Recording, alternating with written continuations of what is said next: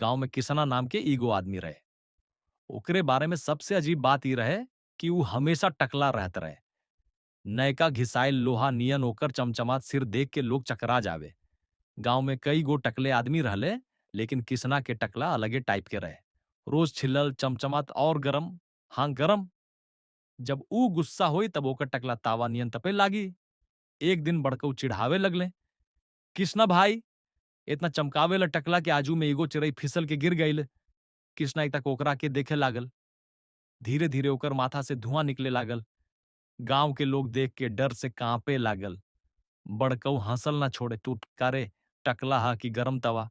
बात इतना सुनते किसना के सिर से भक्क से गर्मी निकले लागल। सस सस जस बड़कऊ के गाल पर एक अजीब जलन हो गई, जैसे केहू गरम रोटी रख दहल होके। हाय रे माई, टकला से करंट मरलस। बड़कऊ चिल्ला पड़ले। गांव में हड़कंप मच गईल। लोग दूर भागे लागल। केहू हंसे के हिम्मत ना कर सके। बुजुर्ग कहे लगले, ई टकला साधारण ना हा, ई तांत्रिक के श्राप से गरम हो जाला। अब गांव में केहू किसना के टकला पर मजाक ना उड़ावे।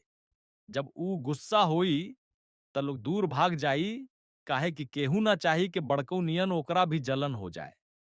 अगर केहू टकला देख के हंसे के सोचे, तो पहिले सोच ले, कहीं सामने किसना ना होके